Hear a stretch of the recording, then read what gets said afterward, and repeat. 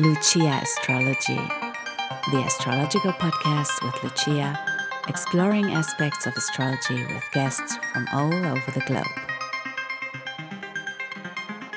Welcome to the first show of Lucia Astrology with Lucia. I am very happy to present my first guest who's here with us, Anthony Picco. Welcome. Hello. Hi there. I'm happy to be here. Yeah. So Anthony Picco has been a professional tropical Western astrologer for more than over 30 years. And due to numerous appearances on radio shows, astrology videos on YouTube, and in-person lectures on the Fifth material, Anthony is known as a respected teacher of astrology and related metaphysics. He hosts the weekly internet radio show Cosmic Tuesday, interviewing astrologers, psychics, healers, and other metaphysical students and practitioners. And for more than 6 years, he also co-organizes and co-hosts the monthly Big Apple Astrology Meetup Group in New York City. So again, welcome very much. I'm very glad to have you here on my first show. It's a great pleasure and honor to have you here. Thank you very, very much. I'm always happy to talk about astrology. That's for sure. Because I've been doing it since the mid '80s, and I think I finally got good around 10 years ago. Well, because it's a complex. It's both very simple and very complex. I always feel astrology is never wrong, but astrologers are. And that's where you have to be careful. You have to talk to somebody that really kind of knows what they're doing.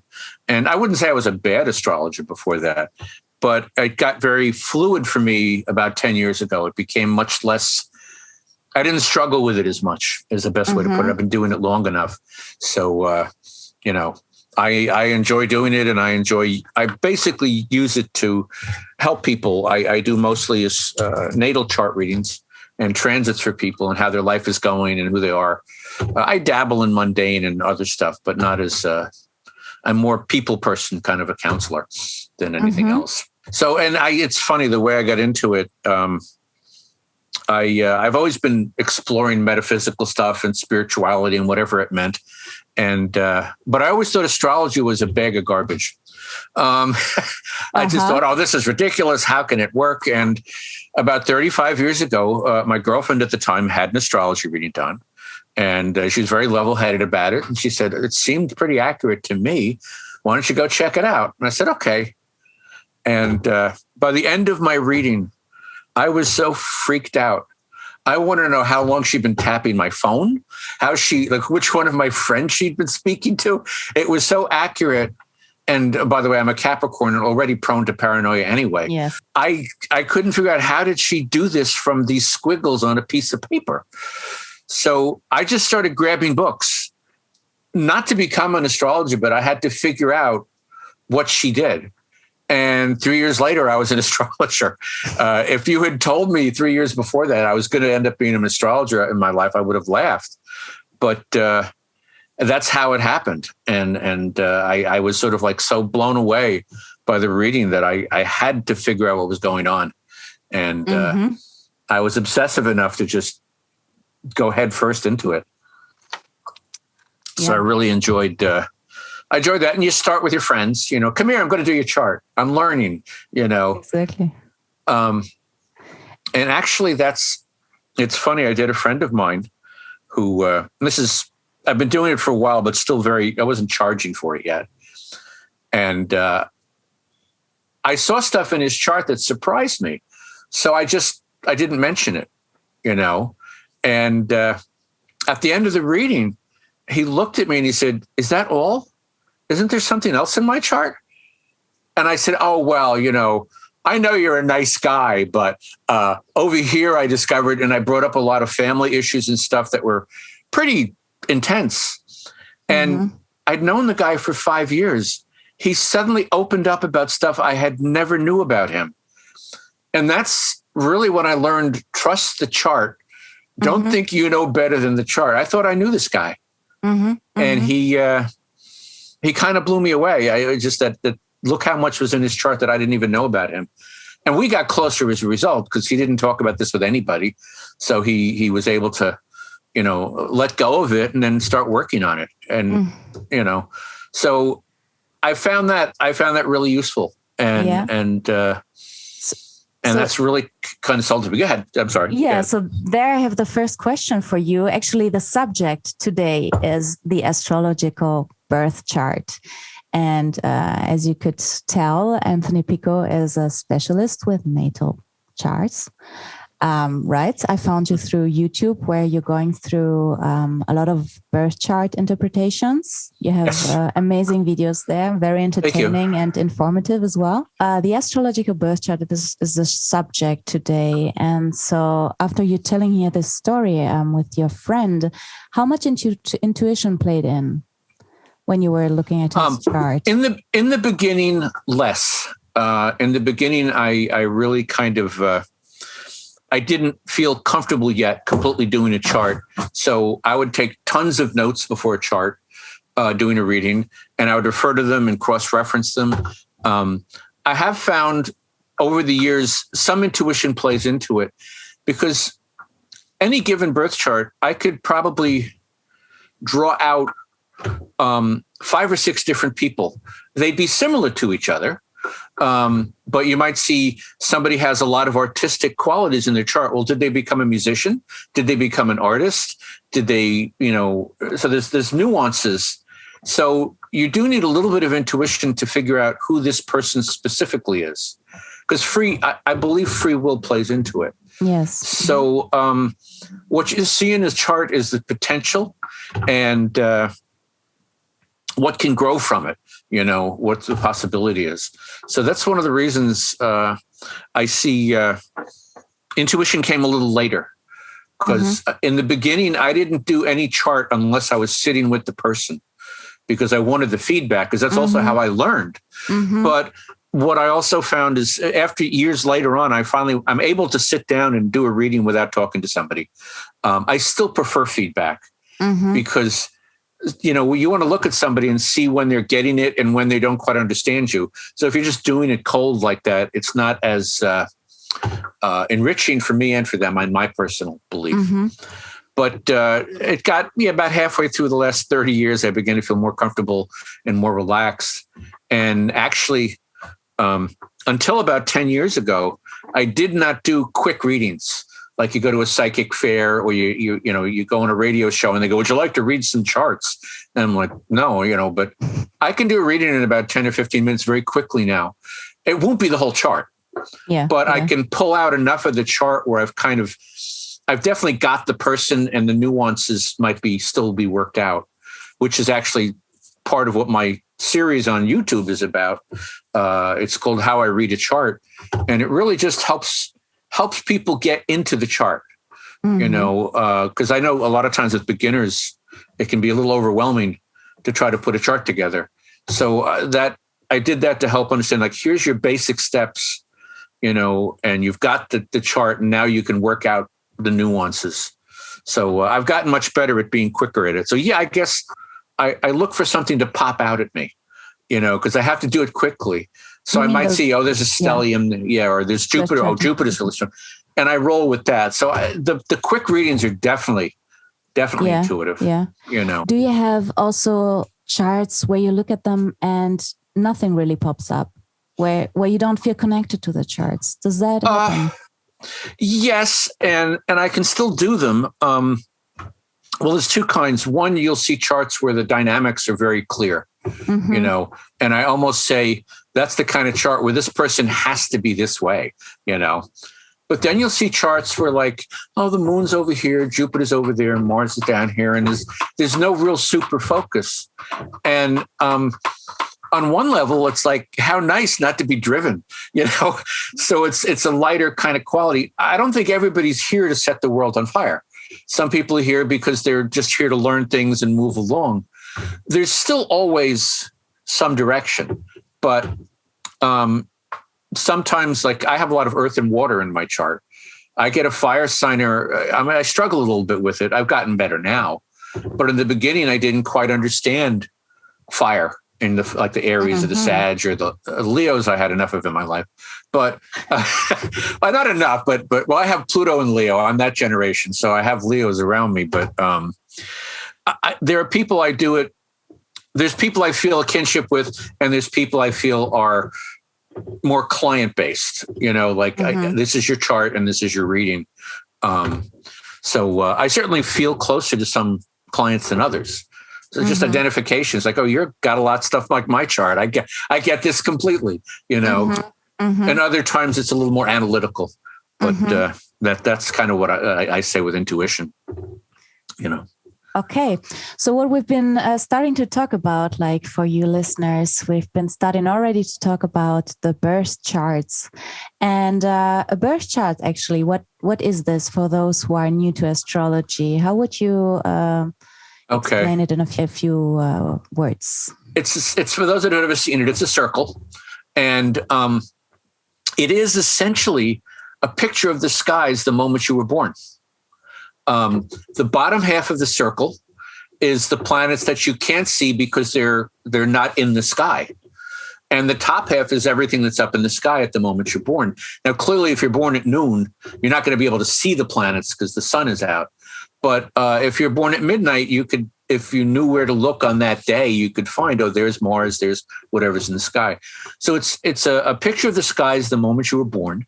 And then each planet, and by the way, to the newcomers, the sun and the moon, we call them planets. We know they're not, but it's just for ease of conversation.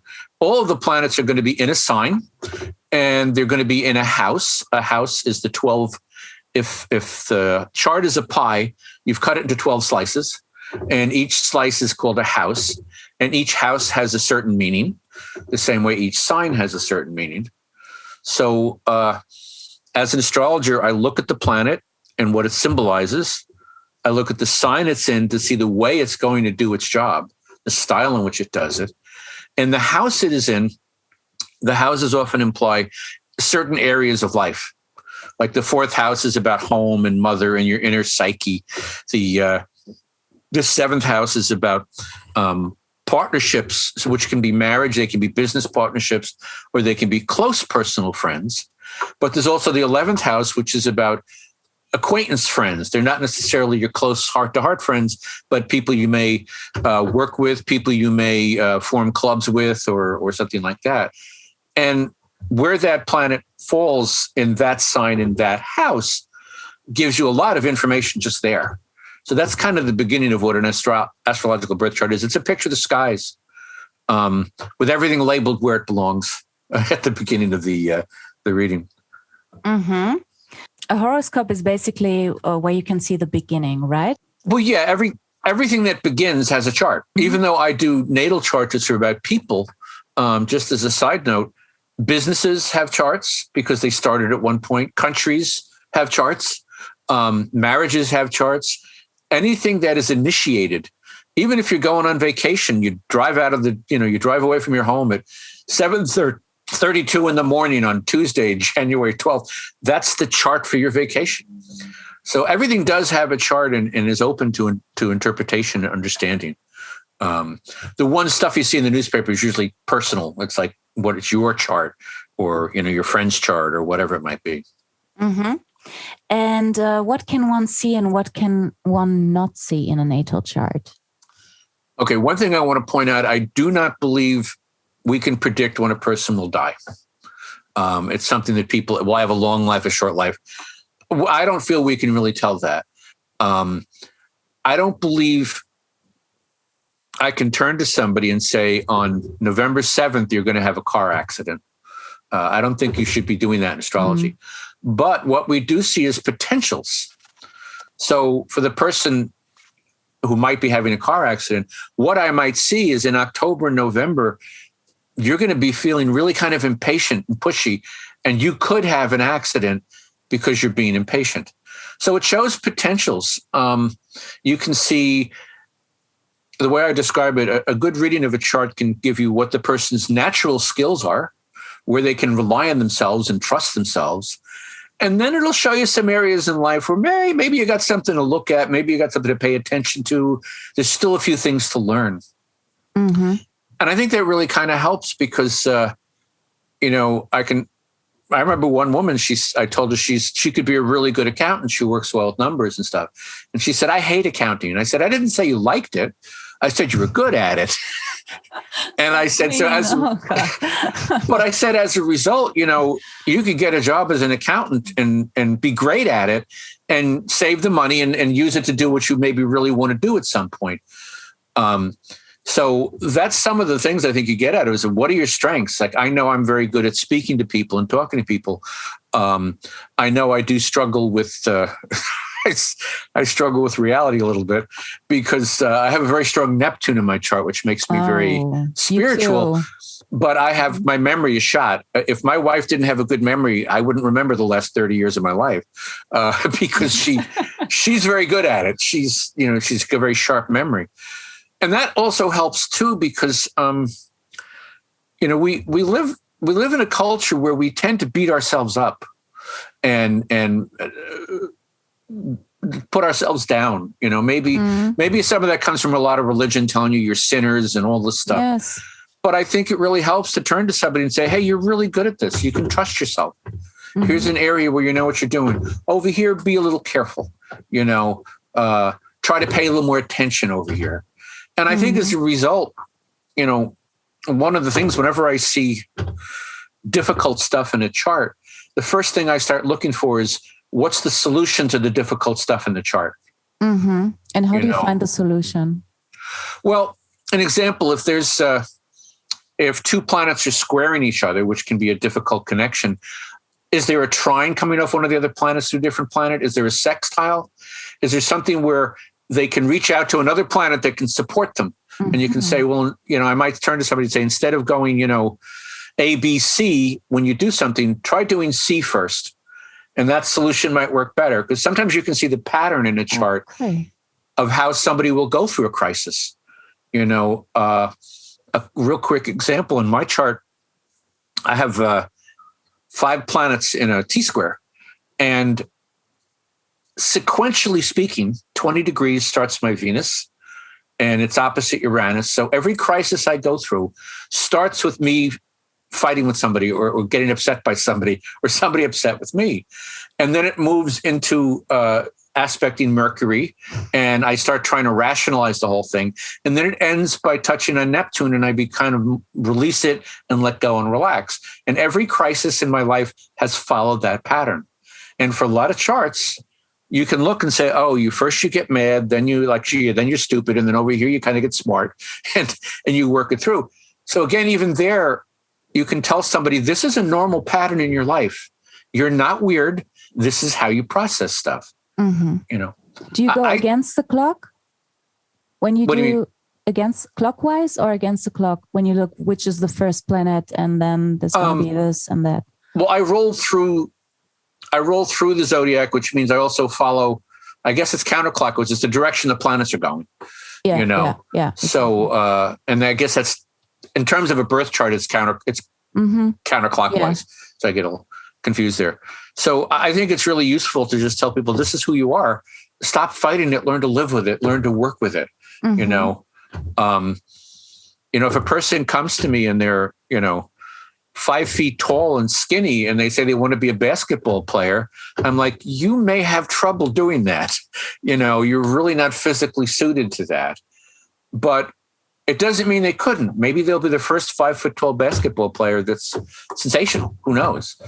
So that's the free will. You can work you can work against your chart, but it's a lot more work. Mm-hmm. If maybe you're not a particularly creative person, but you want to be an artist, go for it, but it may be more of a struggle for you than somebody who's naturally artistic.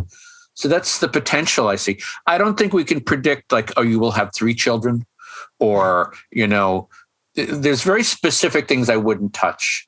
Mm-hmm. But you could say there's less of a chance to having, or chance, however you want to call it. But for example, if you have Chiron in the 5th house or Saturn in the 5th house, there's a probability you wouldn't want to have children. It's a good point. Unfortunately, people have kids before they come to you sometimes. Yeah, it's true. You can see potentiality, and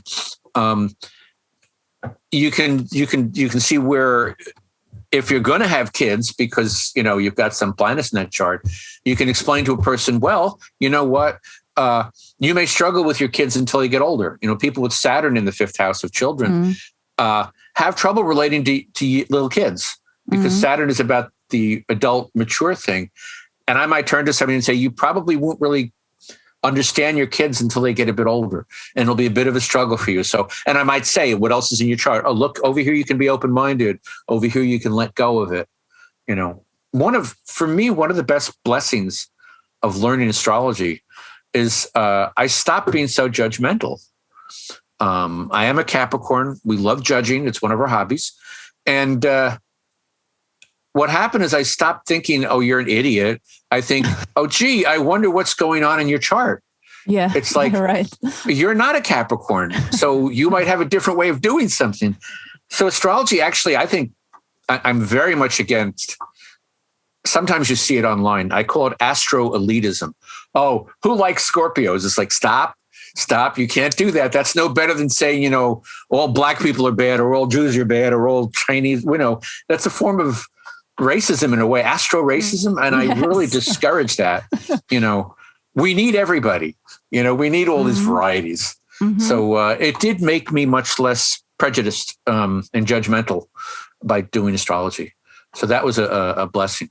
So I think it definitely sets up a lot of potentials, but we can mess that up. I had one client, her chart was full of creativity. I mean, do you paint? No. Do you draw? No. Do you play a musical instrument? No. And I was kind of confused, because I'm thinking, how could she have avoided this? So I thought I'd give her some gentle suggestions. I said, maybe you should just try painting. Take a workshop and just play with it. I didn't want to make it a commitment of any kind. Oh no, well, she explained that on Tuesday she can't do this and she can't do that, and she couldn't do well, why not learn a musical instrument? Oh no, I can't do it. And I finally realized she was using her creativity to come up with excuses to not be creative. So you can misfire in a chart. That's the thing I want to mention. Every planet and every sign has what I would call the positive side and the darker side. Yeah. And we can make mistakes and head in the direction, or what I consider a mistake, and head into the darker side, and not necessarily manifest it in the best possible light or way. That's one of my biggest concerns when I see a chart. It's like, are you heading in the wrong direction? With this chart. Do you think that every chart owner has a chance to thrive? Yes, absolutely. Some people will thrive because it's very organic in their chart and they're natural thrivers. Other people need to learn how to thrive, and that might be their challenge in this life. And so it may be a little more of a struggle for them. But if they're willing to work with it, yes, they can thrive too.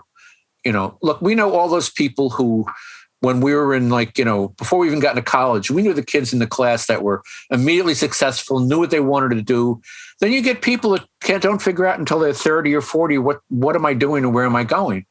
So they both can be successes, but some of us are born running and some of us take a while to find our path. So everybody can thrive.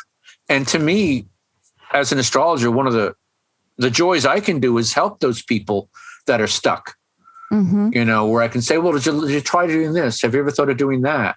And because I'll see what's in their chart, and I might see where the blockage is, or where the resistance is, or where the confusion is. It can be any of those things. Everybody could thrive, but it's going to take, a violin player is not going to thrive the same way an engineer might, So there's different ways to thrive and different paths to get to that quality. But nobody is condemned to a bad life with a bad chart. I'm completely against that concept. It drives me. Go ahead. If you have a chart with just so-called positive aspects, like just trines and sextiles, that's might be even challenging. Because it's a funny thing. I knew a guy very early on, the first 5 years I was doing astrology. He had grand trines. Everything was harmonious in his chart. Everything was fine with him. I bumped into him about 20 years later. Everything was fine with him. Nothing had really changed that much. He had a bit of a family now. He was still happy. I mean, he wasn't going to climb any mountains, or become, but I can't begrudge. Maybe this time around, he's here to just enjoy it, because I also, this isn't necessarily astrology, but I do believe in reincarnation. And not every life is meant to be a go-getter, got to do something life. I know a psychic friend of mine, she says, people are always asking, what's my purpose in life? And she says, sometimes your purpose is to just go about doing what you do. You're not necessarily going to be, the president or a major author or something. And maybe this time around, you're just here to enjoy being here and just indulge yourself in what's here. Mm-hmm. So like I said, that guy had a great chart in terms of everything harmonious, but he wasn't the most exciting person I'd ever met. Where did he had his North Node? Oh, Lord, that's 30 years ago. I can't remember what I had for lunch yesterday. But there, his North Node could have been in, the house of Leo. Just please yourself or something, I'm just guessing. Yeah. But and whatever he did worked out pretty well. He started little businesses here and there, and he did okay with them, and he enjoyed them, Yeah. But he wasn't going to, as they say, set the world on fire, Yeah.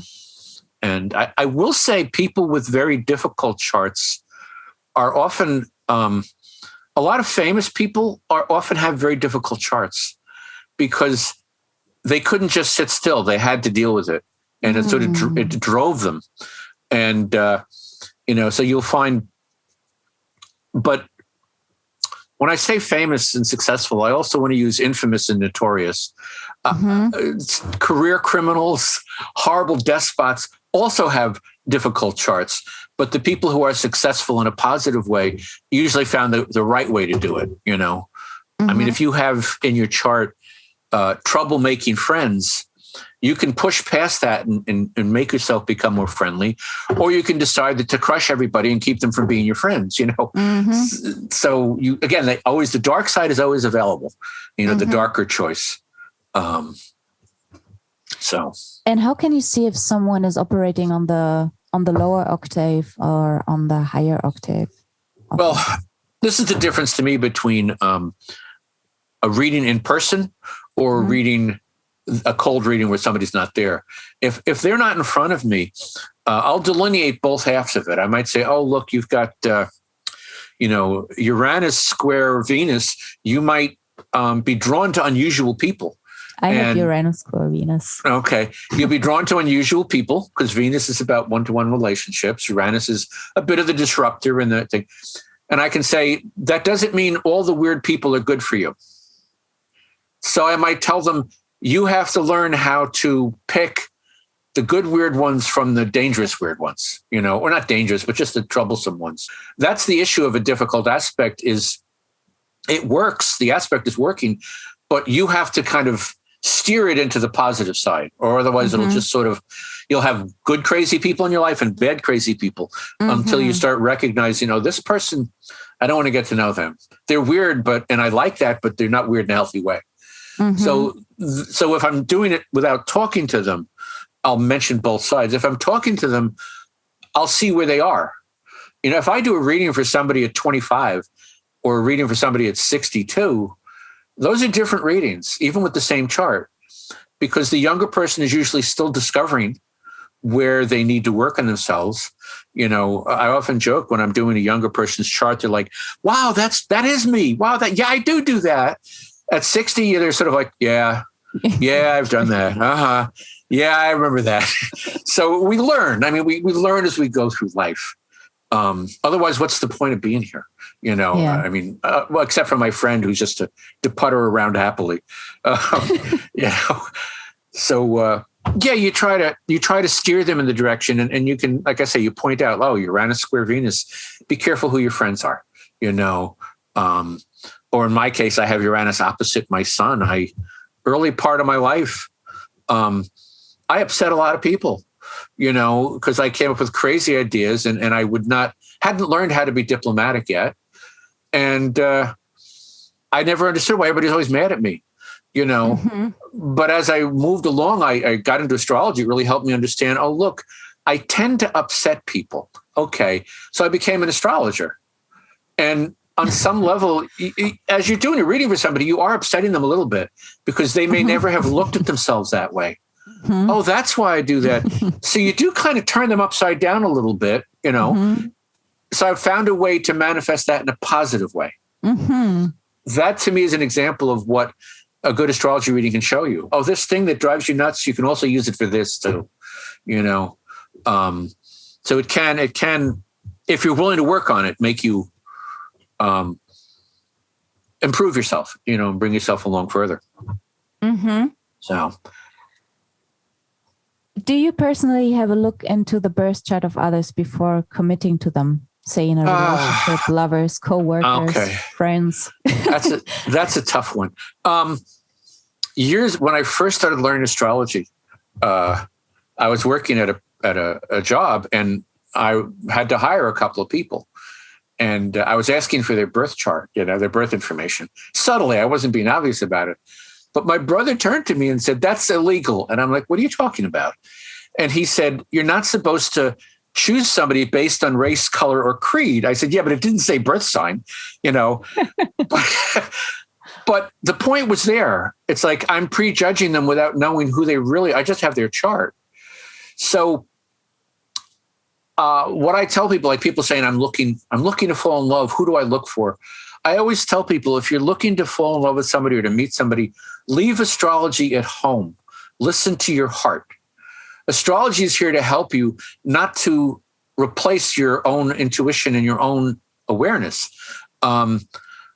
It shouldn't be here to limit you. I don't want to turn to somebody and say, don't go out with Leos or don't go out with Scorpios, because maybe there's a Scorpio who's the rest of their chart matches perfectly with you.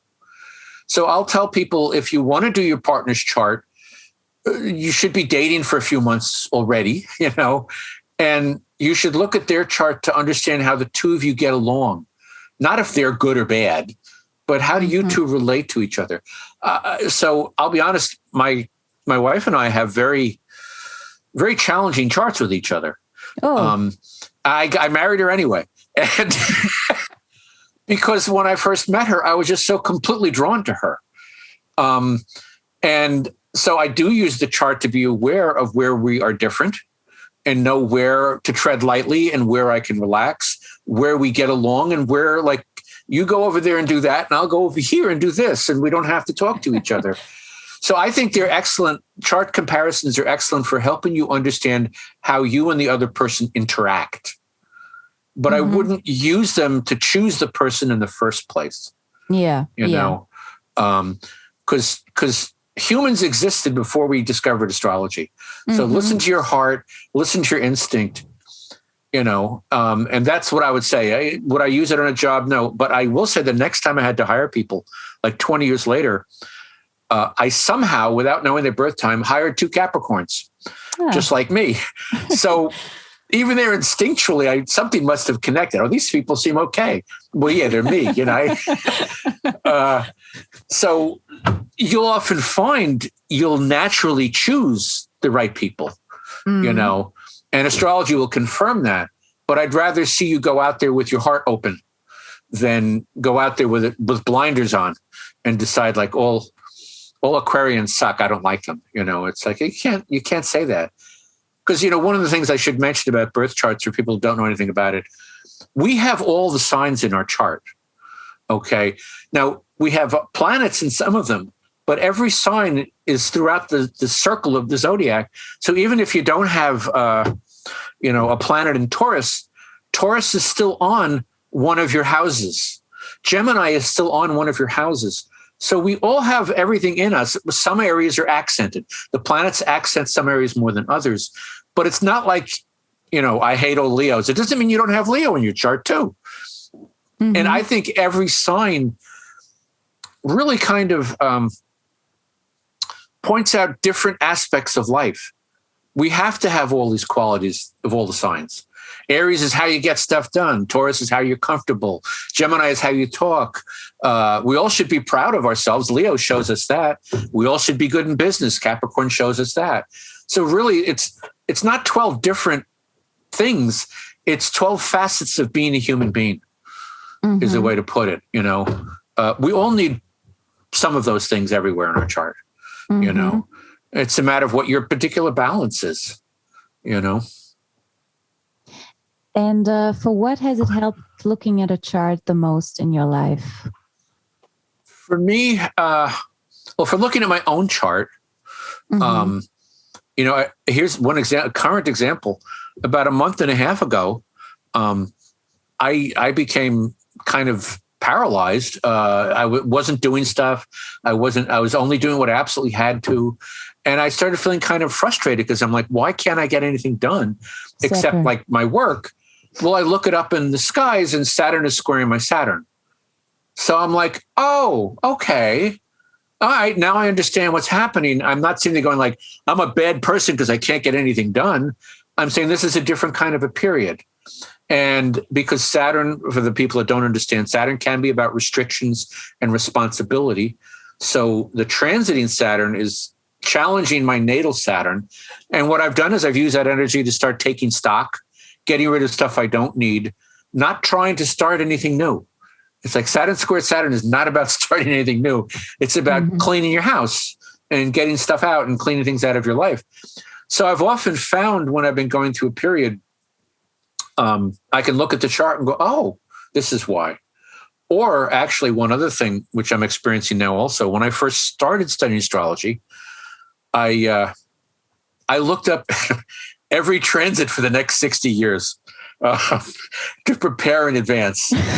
And what I discovered is when I turned around 65, Pluto by transit was going to affect 5 of my planets. It was going to hit my T-square, and which I am in the middle of right now. And I have to admit, for the previous 30 years or so, I was aware of like, that's going to happen when I turn 65. So when it did happen, I worked with it instead of fighting it. And for those that don't understand, a Pluto transit is a big deal. Pluto on your sun is really about your own transformation and rebirth. And I will say over the last few years, I have been reborn a number of times. I don't mean to sound dramatic about it, but there's a lot of things I've left behind. I've purged stuff out of my life. I've changed things, so knowing that was coming helped me when it got here. It started with me being hit by a car, which I would have preferred to avoid, but I wasn't injured too badly. But it was like kind of this boom out of nowhere. And I thought, oh, by the way, as a good astrologer, while I'm lying in the street waiting for the ambulance, I take out my phone and check what time it is. So I can set up a chart. I'm lying in the street. I'm like, what time is it? Like, what's the rising sign? What is the chart of this accident? And I did actually use it as a lecture I gave a few months later. So, and I wasn't too badly hurt. I did have some issues and therapy and whatnot to get better, but it really kind of kicked off that Pluto. And I'm aware over the next couple of years, things that had to change and adapt. So I wasn't, sometimes astrology has a period when it tells you to change. And if you don't know you're supposed to change, you can be stubborn and say, damn it, I'm not going to change. And astrology basically says, you're going to change whether you like it or not. So it's a lot easier to know it's coming. You still may not like it. I mean, I have so many clients going, when is Saturn going to leave me alone? It's like, when you deal with it, that's when it's going to leave you alone. I had somebody go, when is this Mars retrograde going to be over? It's driving me crazy. I said, it's not, you can't wait it out. You have to deal with it. Especially with Mars. It's almost like saying, when is winter going to be over? When the season changes, it's January, it's February. It's not going to change right away. So I look at transiting planets almost as spiritual weather reports. You can look at a chart and go, oh, for this year's going to be a good time to start something new. Or I might look at somebody else's chart and say, for the next 6 months, don't sign any papers. It's not a good time to commit to anything long term. So I think it can help in that way, and for other people too. I just did an update for somebody. I've done a number of readings for her. And the past year, she's had Neptune going over her moon, which is part of a grand trine and a T-square with like 6 planets involved. And I told her, because Neptune can be very fuzzy when it transits people. And I spoke to her about how she's probably kind of enjoying the feeling, but it's a kind of confusion and you don't really know what side is up. And I did it as a standalone reading, and she contacted me back and she said, thank God now I know I'm not going crazy. Mm-hmm. Yeah. And that's a wonderful gift. It's like astrology tells you, no, you're not going crazy. You're supposed to feel this weird, or you're supposed to feel this stuck like I'm feeling, or this excited, whatever it might be, you know? Mm-hmm. So again, I'm always reaffirming what people are feeling, ideally. That's what I really love about astrology. It's like, you're feeling really agitated. Mars is on your Uranus. It'll pass in a couple of weeks. Don't do anything reckless, you know? So those are the kind of things that I think are really beneficial about it in terms of interpersonal chart reading, you know? Do you have a favorite house placement or a planet, sign, and aspect? Well, as a Capricorn, everybody hates Saturn. You know, but Saturn is the planet of responsibility. And Saturn can make things tough when it transits something. But if you do the homework, if you do what you're supposed to do, Saturn will reward you. It will, once you've earned something, Saturn says, good boy, good girl, you deserve this. Here's your cookie, whatever it is afterwards that you've done what you're supposed to do. But if you ignore it, it will take things away from you. It will never take away what you really need. But what you think you need and what you really need may be 2 different things. So Saturn will always call you to be honest, to be direct, to be more direct, to be real, physically real. I mean, Neptune's real too, but it's not physically real. And one example from history, President Nixon, our president of the United States, was the first president to have to resign in disgrace because of his scandals. And by the way, he was a Capricorn. And Saturn, by transit, was crossing his midheaven, his career, right when the scandals broke. When Saturn crosses your midheaven or your career, if you have not taken any shortcuts and you have earned what you have, go ahead. But if you've been cheating, Saturn goes, you're not allowed to have this. Now, Nixon was known for, he has good qualities too, but he was also known for like trying to sneak around behind the rules and pull off some stuff. And the universe said, you didn't earn this, buddy. You took too many shortcuts. And he ended up having to be, which to a Capricorn must have been the worst disgrace in the world, to be the first president to resign. Because public image is so important to Capricorns, you know. But there was Saturn taking away from him what he hadn't earned. So I'm fond of Saturn. I like Uranus, but it's strong on my chart. It is, I always call it the planet of weirdos, but it's just a planet of new ideas and new concepts. Favorite houses? I know there's houses I understand better than others. And that's something, even, you never stop learning astrology. And sometimes, almost every other reading, I learn something new from a client. Like, oh, I never thought of that, you know? So some houses I struggle with. The 8th house is a little confusing to me. I understand what it is, but how does it manifest? I can handle lots of planets there. Oh yeah. And it can be very dark, but it can also be very, very deep, you know? And so all the houses have their qualities. The 12th house, the house of the subconscious, can be a little confusing because once again, we're not dealing with concrete physical things. And I have 4 planets in Earth, and my rising sign's in Earth. So I always want to touch something and feel it and be concrete about it. I'm very fond of Neptune, but that's strong on my chart. And I find a lot of my readings, I'm encouraging people to be more intuitive and to strengthen that in their charts. You know, to be more creative and listen to that voice that isn't logical, you know, and play with it. So, you know, I like all this. The thing I look at most is if something is conjunct an angle. That's where it's going to be strongest. For those that don't understand, your rising sign also has a setting sign or a ascendant, and your midheaven also has a nadir. these are lines we draw in the chart that are very strong. And so any planet that's conjunct one of them has a stronger influence. So I'm always interested in charts where people have a lot of things conjunct the angles. I do find people, we were talking about this earlier, people that don't have a lot of things conjunct the angles or anything conjunct the angles are often not as dynamic and not as forward and strong. Not strong in the sense of weak, but, pushing forward and being more public and more there. It doesn't mean people that don't have it are bad people, but they're like my friend of mine who happily goes through life and doesn't really worry about things and or the people who have stuff all over their chart so they can do a little bit of this, a little bit of that, a little bit of this, and enjoy all of it. Like I say, some charts like mine, you're driven to do something, and there may be 3 or 4 options, but people with charts all over the place, they may have 20 options, whereas somebody with a really powerful chart, it's like, you've got to do this. Actually, some charts, I have charts where like 8 planets are within 2 houses. Everything's piled over in one area. These people are driven and obsessed. And Bob Dylan has a chart with a bunch of planets in the 5th house in Gemini. So what does he become? An incredibly influential singer-songwriter. So you'll often find people that are really intense, have a bunch of planets all stuck in one area, and they're obsessed. They're driven. And on one level, yes, he's Bob Dylan. He became famous and everything else, but it looks like he didn't have such an ezy life either, because he was born again.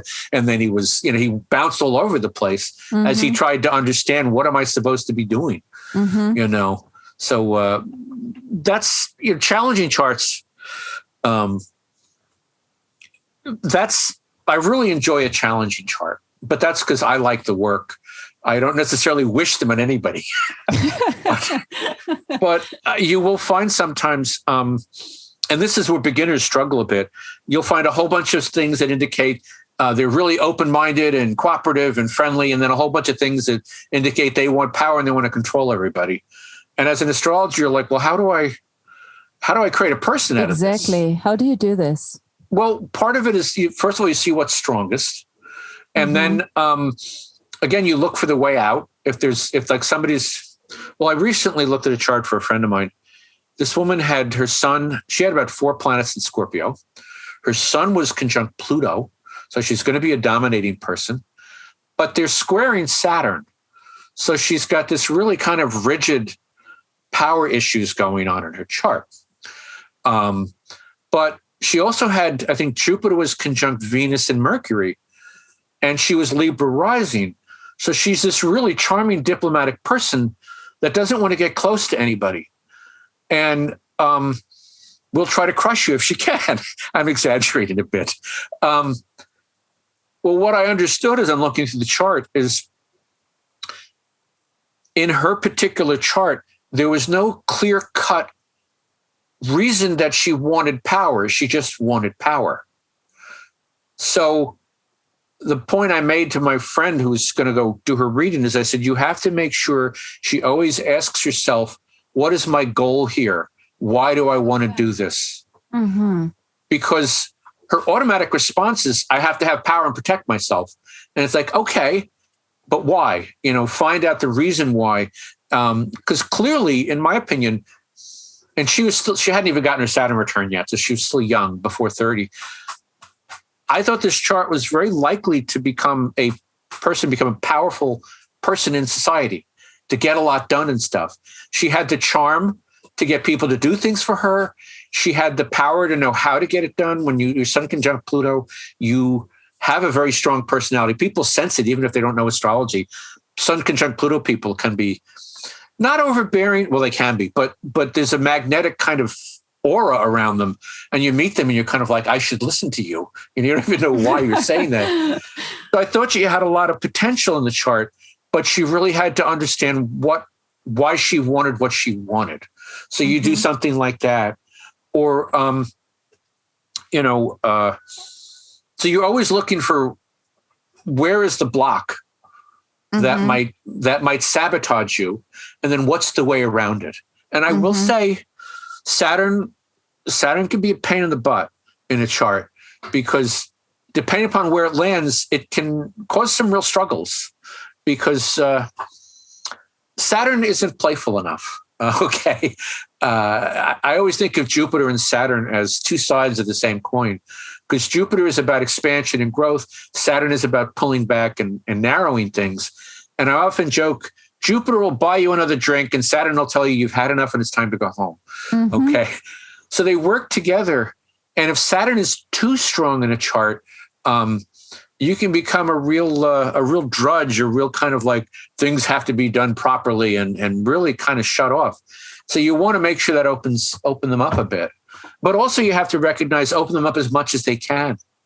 You know, somebody I know has Saturn opposite Venus in her chart, which means one-to-one relationships become a responsibility for her. Every new relationship, whether it's a boyfriend or a new friend, it's very much, how do I take care of this person? That's the Saturn responsibility. So she doesn't always revel in meeting a new person. It's like, oh no, another job. Wow. Mm-hmm. But you also have to point out, and I know she has stuff in her chart in Pisces. She's got a moon in Scorpio conjunct Neptune. There's a lot there that's empathetic, and she's a Libra. So you try to talk to the person and explain that not everybody has to be a responsibility. You can get something back, because in any opposition, it works two ways. You know, because oppositions always imply outside influences. Mm-hmm. So Saturn opposite Venus may say you can take care of everybody, but then you might want to find people that can take care of you and they can be responsible for you. So that's why Saturn can be a problem, because I don't think as a culture, generally speaking, at least lately, we've really embraced responsibility. You know, we tend to be going in the direction of, I'm not taking responsibility. I'm just going to go and do whatever I want to do. And Saturn is not going to let you get away with that. You cannot ignore Saturn or Pluto for that matter. I consider Pluto kind of like a nuclear powered Saturn. Okay. It's like ratcheted up a whole nother degree. Saturn makes you clean house. Pluto makes you dig up the basement and throw out the bodies that you buried there. Okay. It's a lot deeper than Saturn, but they're both about purging yourself and becoming better. And, you know, a lot of, what's the old joke? Everybody says, who wants change? And everybody raises their hand. And then somebody says, and who wants to change? And everybody turns away and says, not me. I don't want to change, you know, and which is the problem in life. And Saturn the chart in general, life in general, the only thing you can guarantee in life is things are going to change. Nothing is permanent in the sense that it's going to be here forever. And I always use this when I'm talking to Virgos. There you are. I don't mean to slander Virgos. Here I am.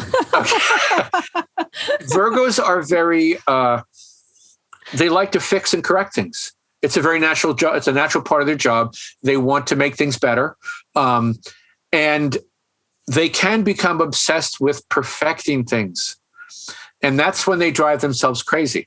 Because perfect is, one, not really possible. And two, perfect is a dead end. When something's perfect, there's no reason to change it. And we know life is not going to put up with that. We're going to change it again. So I've given up on perfection. Yeah, well, that's I tell every Virgo, that a really strong Virgo in their chart, learn to live with the phrase "good enough for now," and just leave it right there. It's good enough for now. Is it working? Close the door. It's done. You know, next time you can do it better, but just close this and go on to something else. You know, because perfection, it's boring. You know, it might be perfect for the moment, but then you're going to change it and move in a different direction. But striving for perfection is kind of a nice thing. Oh, yes. We should always be improving. Absolutely. Yeah.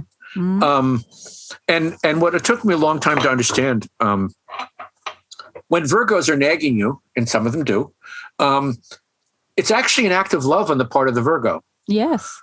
And I think a lot of people just hear, like, you're telling me I'm not good enough. It's like, no, they want to help you improve. But a lot of people, they care, but a lot of people can get touchy. What's wrong with me? It's like, no, there's nothing wrong with you, but this could be better. And so they get a lot of bad press, Virgos. I feel for them, really. But there's a lot of love in there, but it's not the huggy, squishy love. It's more like, I'm going to heal you and help you and put you on your feet and help you along. And it's like a coach, almost like coach love, Mm-hmm. Yeah. And like Venus and Virgos like that because they're always analyzing their partner. It's a very natural thing to do. Whatever partner it is, and Venus's partners, it's close friends, it's business partners too.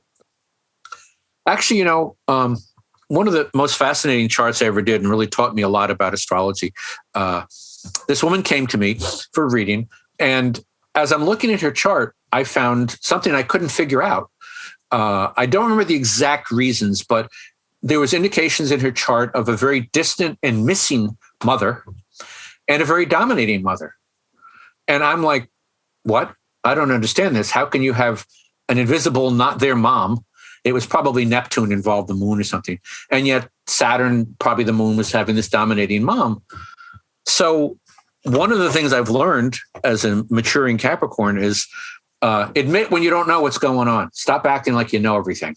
We Capricorns love to know everything and or act like we do. So I turned to her and I said, I don't understand this. And she said, oh, I can explain that. She was given up for adoption. And the woman who adopted her was a very strong mother figure to her. And then she took it even further. She said when she turned, like in her late 20s, she tracked down her birth mother and connected with her. And they met at some restaurant somewhere. And the woman who was her birth mother was very happy to see how well she turned out and was very happy. She was this fine young woman, but you can never contact me again because my people would not understand. You were a secret. I can't, it would destroy my life if people knew about this. And the mom was gone again. So this mom stayed very ephemeral. She could never really get her hands on her. There's your missing mom. But the mother who adopted her was a very strong influence in her and was a very, very helpful influence. And that's when like I said earlier today, I said, oh, okay, I understand. That makes perfect sense. So astrology is always right. It's the astrologer that makes mistakes, okay, is the best way to put it. And that to me is what matters. Don't assume you know everything when you're an astrologer.